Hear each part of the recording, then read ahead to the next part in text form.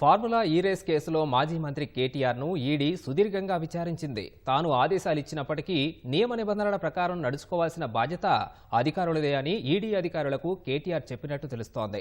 విదేశాలకు నిధుల చెల్లింపు కోసం ఆర్బీఐ అనుమతి తీసుకోకపోవడం సమన్వయ లోపం వల్ల జరిగిందే తప్ప ఇందులో ఎలాంటి దురుద్దేశం లేదని చెప్పినట్లు సమాచారం.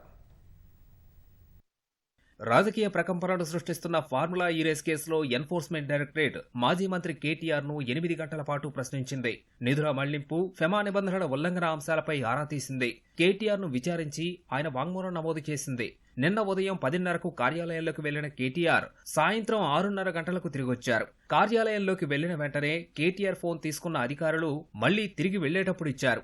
రాష్ట్రానికి పెట్టుబడుల్ని ఆకర్షించే ఉద్దేశంతోనే ఫార్ములా ఈ కార్ రేస్ నిర్వహణ తలపెట్టామన్న కేటీఆర్ రెండో రేసు నిర్వహణ నుంచి స్పాన్సర్ తప్పుకున్నారని, అందుకే ప్రభుత్వం తరపున నిధులు చెల్లించినట్లు తెలిపారు. సమయాభావం వల్లే అవసరమైన అనుమతులు తీసుకోలేదని, రేసు నిర్వహణ సంస్థ ఎఫ్ఈఓ తొందర పెట్టిందని, గడువులోపు ఫీజు చెల్లించకపోతే హైదరాబాద్ ను తప్పిస్తారనే ఉద్దేశంతోనే ఆగమేఘాల మీద డబ్బు చెల్లించాల్సి వచ్చిందని, ఉన్న కొద్దిపాటి సమయంలో మంత్రిమండలి అనుమతి తీసుకోవడం సాధ్యం కాలేదని కేటీఆర్ చెప్పినట్లు సమాచారం.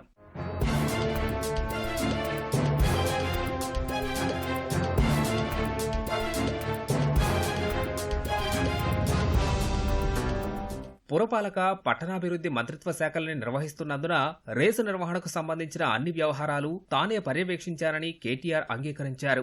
రేసు నిర్వహణ, నిధుల చెల్లింపులకు సంబంధించిన అంశాలు పురపాలక శాఖ, పట్టణాభివృద్ధి సంస్థ ఎఫ్ఈఓకు జరిగిన ఉత్తర ప్రత్యుత్తరాలు పరిశీలిస్తే తెలుస్తుందన్నారు. డబ్బు కూడా సరాసరి హెచ్ఎండిఏ నుంచి ఎఫ్ఈఓ ఖాతాలో జమయ్యాయని, ఆ వివరాలు కూడా అధికారమే అని కేటీఆర్ వివరించినట్టు తెలుస్తోంది. రిజర్వ్ బ్యాంకు అనుమతి తీసుకోకపోవడం మాత్రం సమన్వయ లోపం వల్ల జరిగింది తప్ప ఎలాంటి దురుద్దేశం లేదన్నారు. మొత్తం వ్యవహారంలో ఎక్కడా అవినీతి, అక్రమాలు, అధికార దుర్వినియోగం జరగలేదని, ఎప్పుడు పిలిస్తే అప్పుడు విచారణకు వస్తానని ఈడీకి చెప్పినట్లు సమాచారం. ఇదే కేసులో సహనిందితులుగా ఉన్న అరవింద్ కుమార్, బిఎల్ఎన్ రెడ్డిని ఈడీ ఇప్పటికే విచారించింది. వారి వాంగ్మూలాన్ని కేటీఆర్ కు చూపించి ఆయా అంశాలపై ప్రశ్నించారు. ఈడీ విచారణ తర్వాత బయటకొచ్చి మీడియాతో మాట్లాడిన కేటీఆర్, ఈడీ, ఏసీబీ కేసుల విషయంలో లైట్ డిటెక్టర్ పరీక్షలకు తాను సిద్ధమన్నారు. సీఎం రేవంత్ రెడ్డి కూడా ముందుకు రావాలని సవాల్ విసిరారు. తనను విచారించేందుకు అయ్యే 10 కోట్ల ఖర్చుకు బదులు 500 మంది రైతులకు రుణమాఫీ చేయొచ్చని వ్యాఖ్యానించారు. రేవంత్ రెడ్డి గారు, నీకు నిజాయితీ ఉంటే నువ్వు ముందుకు రా, జడ్జి గారు ముందుకు కూర్చుందాం. మీ మీద ఏసీబీ కేసు ఉంది, నా మీద ఏసీబీ కేసు ఉంది. నీ మీద ఈడీ ఛార్జ్ షీట్ చేసింది, నా మీద ఈడీ విచారణ జరుగుతున్నది. లైవ్ టీవీ పెట్టండి, మీరు ఏ ప్రశ్నను అడగండి కేసుకు సంబంధించి. ఆయన కేసు, నా కేసు, ఇద్దరికి లైవ్ డిటెక్టర్ పరీక్ష పెట్టండి. అనవసరంగా ప్రజాధనం దుర్వినియోగం అయ్యే విధంగా, ఇంతమంది ఉన్నతాధికారుల టైం వేస్ట్ అయ్యే విధంగా ఈ కక్ష సాధింపు విచారణ మంచిది కాదు. వెంటనే నిర్ణయం తీసుకో.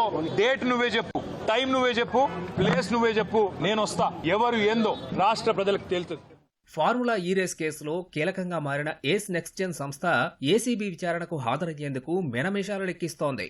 ఏసీబీ పంపించిన నోటీసులకు వాయిదాలు కోరుతుండడం చర్చనీయాంశంగా మారింది. తొలుత ఈ నెల 15న విచారణకు రావాలని ఏసీబీ నోటీస్ పంపించగా 16న వస్తానంటూ ఆ సంస్థ ప్రతినిధి గడువు అడిగారు. 16న రాకుండా మరోసారి గడువు కోరారు. మూడో విడతగా ఈ నెల 18న విచారణకు రావాలంటూ ఏసీబీ నోటీసు పంపించింది. ఈ క్రమంలో 18న విచారణకు సంస్థ ప్రతినిధి వస్తారా అనేది సందేహంగా మారింది.